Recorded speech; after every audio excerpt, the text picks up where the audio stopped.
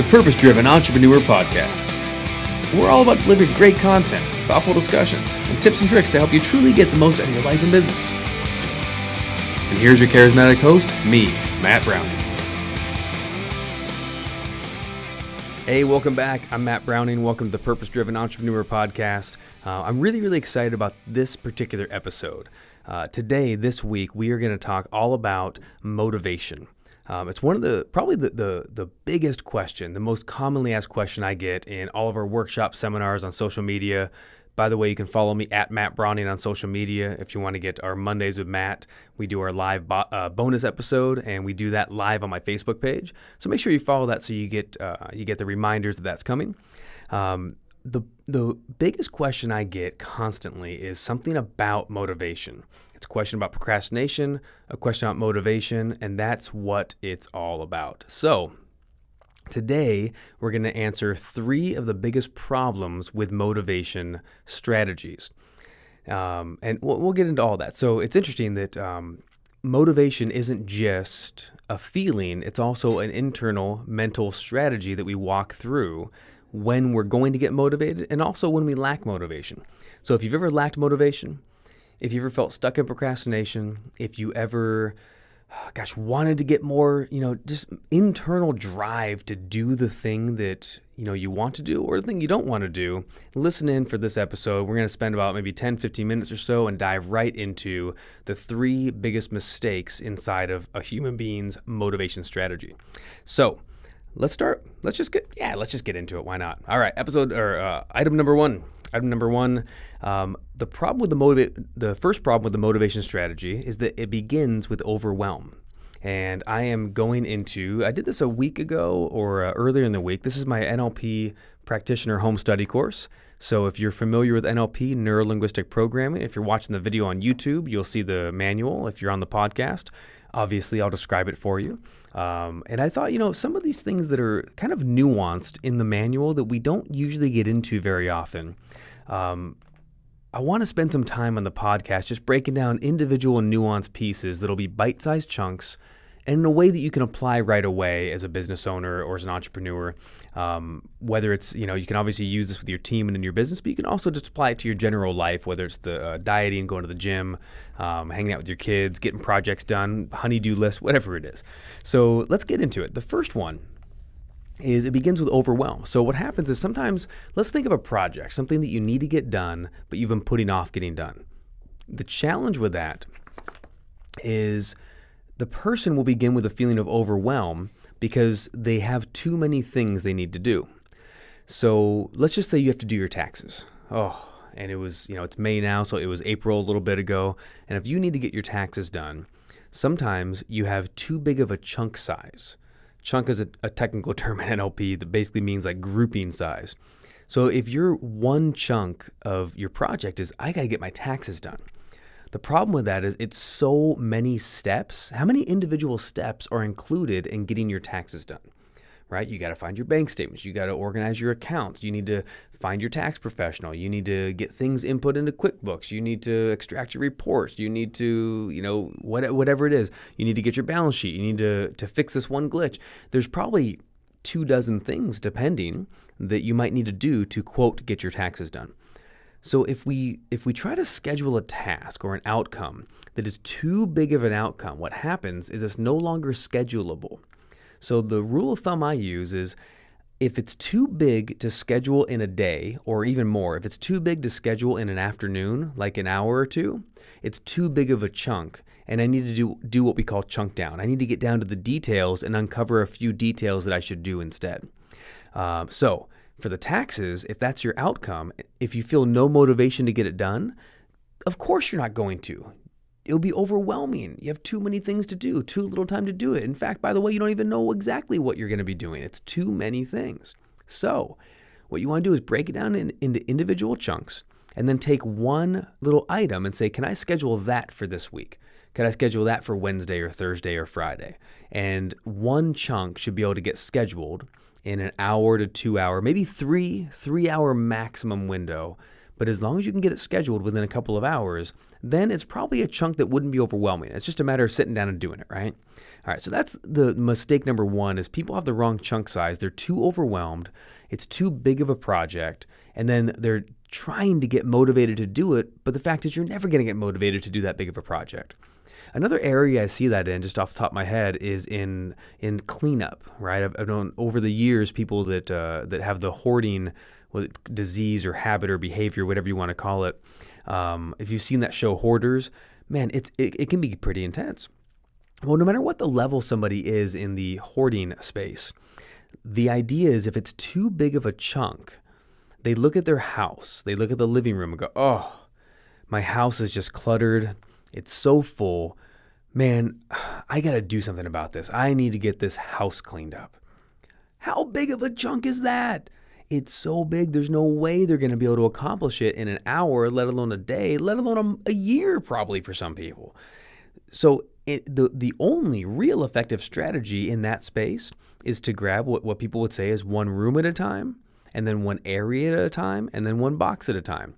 And you're never going to get motivated to clean the whole house. What you'll do instead is you might get motivated to clean out that box. You go, you know what, today I'm going to take care of that kitchen counter area. Today I'm going to get that box of mementos.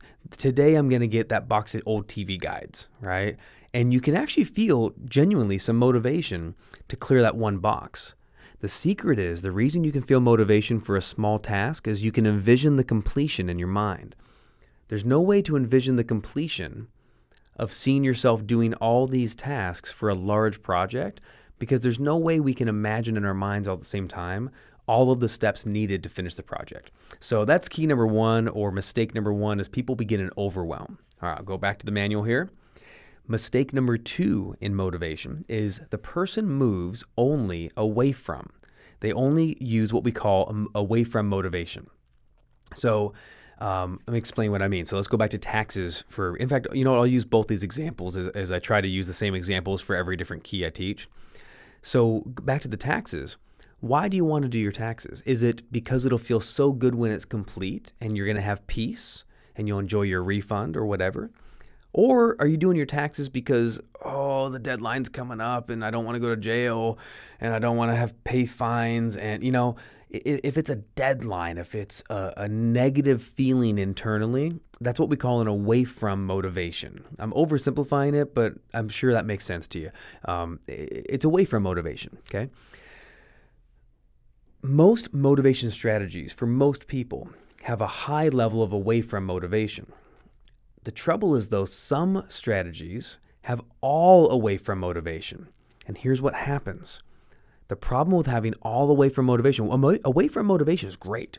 It can get you off your butt, right? Away from motivation is what people use to change your health when they go to the doctor and they say, hey, enough's enough. If you don't quit smoking, you're going to die. That's away from motivation when they say, then I'm done. I'm stopping right here, right now. The problem with away from motivation is exactly that. It only kicks in when it gets bad enough. In fact, if you don't have enough pain or enough away from desire in there, you might not do anything. So you probably, if you only are away from motivated, you probably won't do your taxes until April 15th. Or this year, it was the 17th. Trust me, I know, right? Because I have a lot away from motivation too. But be careful not to have all away from motivation. You have to be able to a good unconscious or subconscious strategy for motivating yourself for a task is a combination of towards and away. So maybe you'd make a picture in your mind of finishing your taxes, and then you'd say to yourself, it'll feel so good when it's finished. I can't wait to have this level of peace. And then you might get an internal feeling of excitement, right? Or motivation, something in your gut of that feeling of, you know what, I should get working on this. And it's okay to have a little bit of away from. You might say to yourself, it'll feel so good when it's done, and I certainly don't want any penalties. Do you see how I kind of combine that, right? It's a towards motivation for being done, and this away from motivation for avoiding the penalties. If you only have away from motivation, you're not going to get moving on it until it's already pressing against you, okay? You're not going to move towards safety until the lion is already nearly at you in the desert. The other option people do is, and this doesn't happen very often, but motivation strategies that have all towards motivation. And that tends to be a very slow-moving motivation strategy. If if you're waiting, if you only want to feel great about something, what'll happen is you might not be great with deadlines and getting things accomplished in an orderly fashion. Away from motivation can create drive, momentum, and push. So I would suggest this. This is not exactly a scientific approach because it's just your mind and your subconscious, but I would try to look at like something like 80-20-ish, right? About 80% towards motivation. 80% of what drives you to do something is it'll be pleasant when it's done, it's the right thing to do, it'll make me feel good, it'll help somebody else, all of that mentally and emotionally, right, in your body. And about 20% of your motivation could come from away from, which is, hey, if I don't do it, I'll get in trouble. Roughly an 80-20 is good. The away from works like a rocket ship against the earth, right? The away from is the part that pushes against the ground and does the initial fuel to get up. But like any good rocket ship, if you're going to the moon, I realize I'm not an astronaut, so don't hold me to this scientifically. But if you're going to the moon in this metaphor, eventually you stop pushing away from the Earth, and eventually you get caught in the gravity, and you start getting pulled towards the moon and looping around if they were to do that, right? So that's kind of the difference. Again, every metaphor falls down somewhere, but that's pretty darn close. For a metaphor of away from motivation is the boosters pushing against the earth, pushing off, getting the initial thrust. And the towards motivation will pull you in the direction once you're already moving. Okay, so I hope that makes sense. You want to have a lot of towards to keep pulling you while you're moving, but you need some away from to get you moving in the first place. And then here's mistake number 3. Mistake number 3 is using only modal operators of necessity. And I'm going to end with this one. And what in the world does that mean? Well, modal operators in the world of neurolinguistic programming, what we call those is words that we use, language we use, like need to, should, have to, necessary, it's time, you must, anything like that is what we call a modal operator of necessity. It says that the mode we have to operate in is that of necessity. There's only one option, there's no other way, and that's it. Now, I'll probably do another podcast episode just on what we call modal operators for you language nerds and mindset, nerds. You're going to love this. It's one of my favorite topics in the world is just modal operators. But for now, I want to leave you with just how it works within motivation strategies. So if we have a lot of modal operator of necessity, for instance, I want to get motivated to the gym, and the language I say in my mind, what I always say to myself is, all right, I have to get up and do this. Man, I really need to lose that weight. You know what? I don't have any other choice. It's time. I have to do it. Modal operators of necessity can be useful in motivation. Again, like that's how I get out of bed some mornings. The alarm goes off and I got to take, my son to school. I need to get up for my day. I have appointments, what have you. And I say to myself, all right, it's time. I need to get up today. I need to get up this morning. And so a modal operator of necessity can get you through when you don't really feel like it. It can get you up and going anyway. Okay, it can start something. The challenge with only necessity wording or necessity language is that it makes you feel bad sometimes. It can produce what we call a negative kinesthetic inside the body, inside the emotions. So if all of my motivation is always from me basically kind of riding myself, right? Beating myself up and saying, oh, you got to do it. Come on, you have to do this. Let's get moving. It's time right now. I mean, isn't that draining? Like, doesn't it feel almost like you're nagging yourself? And if someone talked to me like that, like someone was behind my corner saying, or behind my mind, behind my body saying, hey, come on, right? Matt, you got to do this. Hey, get up. It's time to do this. Depending on how the voice sounds, it could be motivating, but it could also be overwhelming. It could be coercive. It could be commanding, right? It could be something that's just a little heavy-handed. So you want to utilize both kinds of language, modal operators of necessity, but also modal operators of what we call possibility. Words like, I could do this. It's possible to. I get to. We can. All those kinds of words are possibility words. So what if instead of waking up saying, oh, it's time to get up, I have to get up, we need to get to the gym. What if instead you said, oh, it's time to get up. You know what? I get to work out this morning if I choose to. All right, let's do this. If you listen to the language, I used a necessity to get up. I said, it's time to get up. But then I consciously chose to use a possibility word like, I get to work out today. then you know what? I'm choosing to go. I'm choosing to get up and move. And then you say, let's do this. So I like in my own motivation, by the way, in closing, the only thing you really need motivation for are things you don't want to do. Think about it. Do you need to like figure out motivation strategies for things you love?